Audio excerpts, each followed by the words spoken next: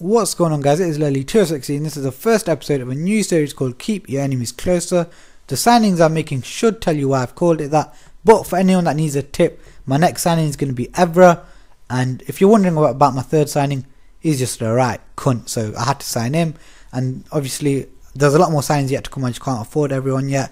And with Barton you've got players like Aguero that could, form such a good relationship. But let's get down to the first match of this episode and look at this guy. He's got Martins, Agbonlahor, Van der Merch. You know what he's going to play like. But straight away, Ivanovic gets the ball, looks up and looks to feed in Suarez, but he overcooks the pass. And that's not the first time that Suarez has been let down by Ivanovic, now is it? So like I said, we knew what this guy was going to be playing like and he didn't prove me wrong. But this clip here will show you when someone's been Van der Merched in the head. And basically you'll see what I mean here when I stop the clip. You'll see that this guy in the white box is the guy that he should be passing it to. He's the easier pass. He's the only one that's actually on. But when you've been Van der Merch in the head, you look to play passes that aren't on.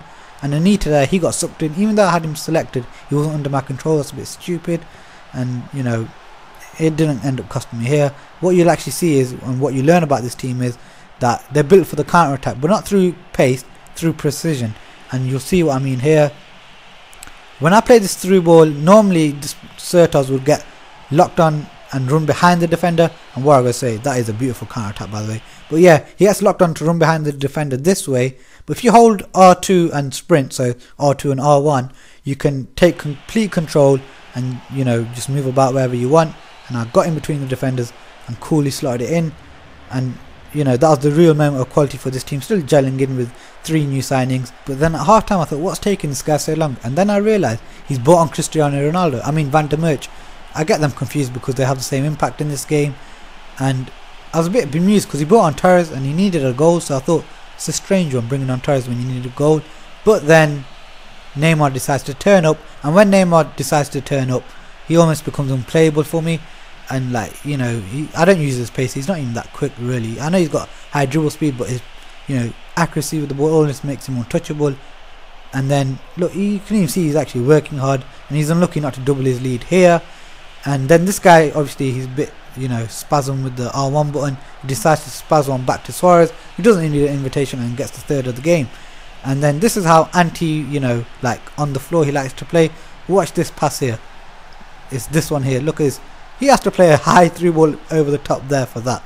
I know it never went really high, but that's what he does. And like I said, why would you bring Torres on when you need a goal? Prove my theory right. I took off Pereira and I think it was Ramos that started this match. And then he does grab a customary goal that Cristiano Ronaldo gets. Sorry, Van der Merch gets. He finishes like Cristiano Ronaldo. He does everything exactly like him. And then for this goal, this one thing is so annoying. Just watch this pass. This pass is on like half a power bar, and he decides to chip it to the closest guy. Look at that. No matter what level of assist you got, that should go out wide. Half a power bar on any level of assisted passing should not go to a player who's only 10 yards away from you, especially when it's a lofted pass. Should easily go out wide. But moving on to the next match, you can see this guy's got Piatti, Miyachi is really quick, and Obafemi Martins, who I'm sure no one knows his actual real age. And we know there's been 25,000 people that have bought Van der Merch, or probably even growing right now. And this guy's one of them guys. But the first attack of the game, or meaningful attack of the game, comes to me. And Defoe really should have done better here, but he ends up smacking it straight at the goalkeeper. And then from the resulting corner, I don't know how I win headers. I think it's just the delivery quality. If it's really good, you'll end up winning the header. But yeah, I'll get cleared off the line. Then it comes back to this Miram guy, and he strikes on clean but just wide.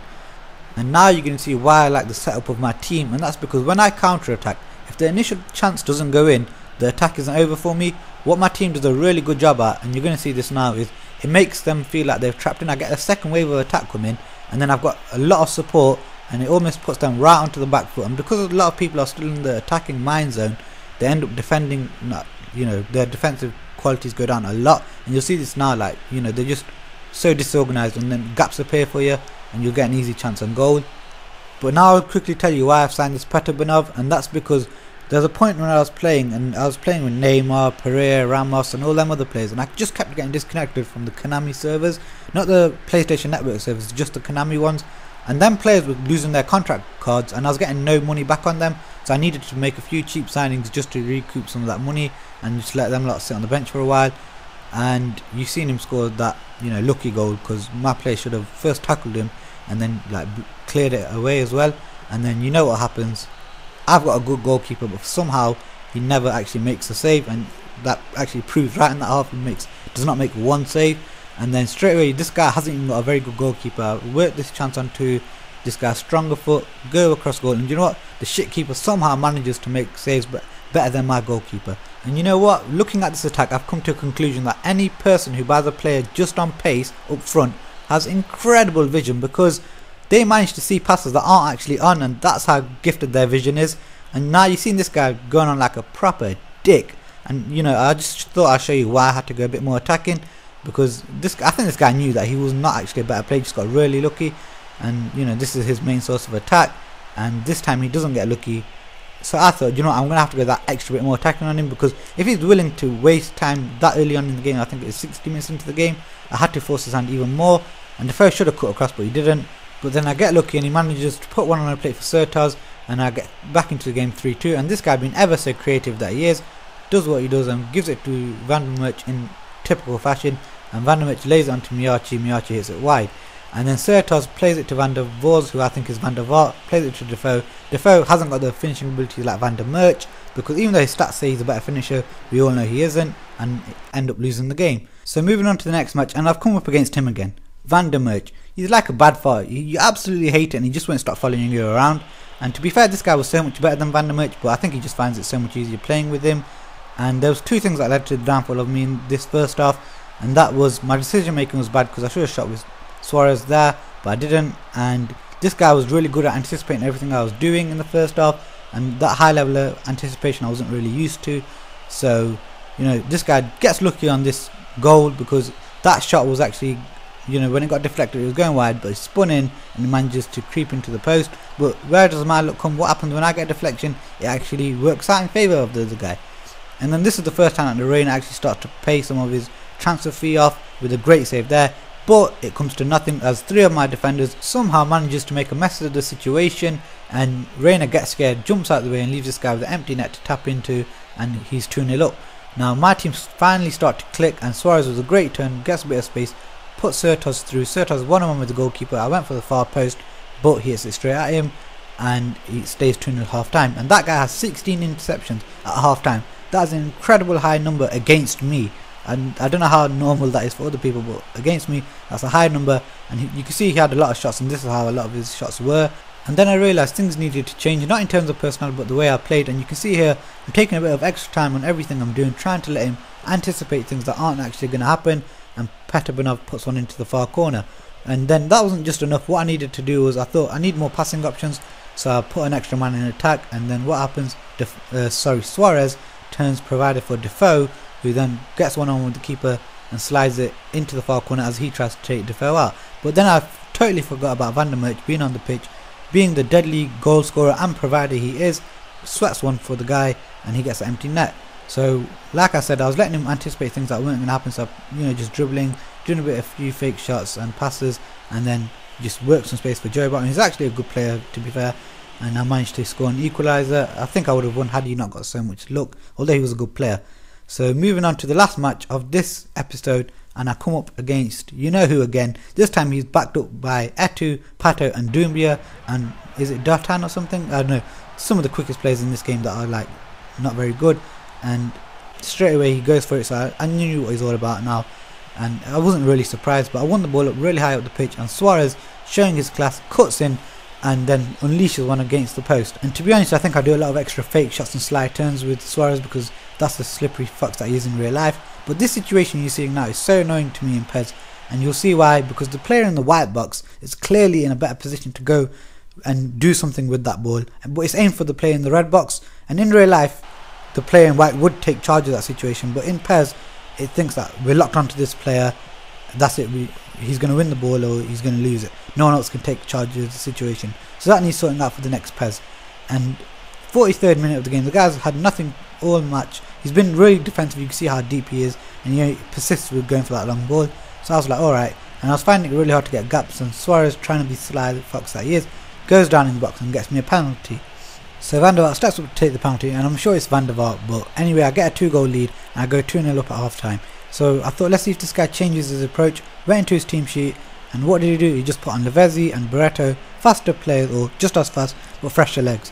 So I thought there's no need for me to change the way I play, so straight away I start off second half, try to work some space up, and that's what I do. But an overhit pass from Suarez makes Belhanda run out wide, and then he has to work to create another chance, which he does, and he sets it up for Certas, who hits it straight into the defender. Now I said let's see if this guy's approach changes, and I was right. It doesn't. He stays like a little noob, and he looks to play passes that aren't really on. Now Suarez, like I said, I told you I do one too many extra fake shots and twists and turns, works the space but hits it straight at the keeper. And then this happens. It's the moment that should have killed off any hope for this guy and put the game well beyond his reach. But Suarez gets into the box, he cuts in, hits it straight at the goalkeeper, and Belhanda misses an open net. I thought, please don't be the moment that comes back to bite me. And I'm not talking about Suarez, I'm talking about the missed chance. But we can see he's still being a noob, and then even here, even more of a noob. I mean, how can you really give the ball away from there like that? I've always to give it away, not like that. But now I've brought Neymar on, and when Neymar comes on at this time in the game, if I'm winning, it becomes party time. The tricks come out, the beautiful looking goals come out, and then look at this. Oh, the Elastico. Look at that. You gave the guy no idea what was going on. This would have been the best ever intro for Neymar, but he managed to hit it straight at the keeper. And I thought, if Neymar keeps playing like that, he's going to get his goal. And if he keeps playing like that in real life, then I can't wait to see him in a Barcelona shirt. But that's exactly what happens. He goes and gets his goal. Now this guy was so persistent with that long ball over the top, and I thought, you know what, I can't be bothered. If he goes and gets it, he gets his goal. I can score so easily past this guy. And that's exactly what he does with Van der Merch. He smacks on over the top and finishes it off like a world-class striker would. Now here I thought, okay, let's show him that the long ball isn't the only way to counter-attack. He's seen the little, solo run by Neymar, and then this time a series of short passes sets Neymar through. Neymar gets one-on-one with the keeper, hits it straight at him, and he gets the look and finishes it off with his head. Now again, he gets a bit lucky here. I don't know how Van der Merch didn't actually get that ball, but Van der Merch, I told you, he's exactly like Cristiano Ronaldo there. Gets away from Van der Merch and smashes one into that far corner. Now here's something that annoys me. I know I've got a better goalkeeper than this guy, but my goalkeeper could only dream of making this save. And it happens way too often that the little goalkeepers outperform the big ones, and that needs to be addressed in the next PES. But here you could see I won quite handsomely, and could have been a bigger margin. Neymar comes on, steals the show and gets man of the match. And then after I played a tournament, I didn't make it out into the knockout stages. I won all the matches 1-0, got a bit of bonus money, gave Suarez a new contract, and I'm still, I've got 17 million, so I'm going to be looking to make some more signings. If you lot could, suggest anyone, that would be great. But I hope you guys enjoyed this episode. If you liked it, remember to give it a thumbs up. If you want to see more, remember to subscribe, and thanks for watching.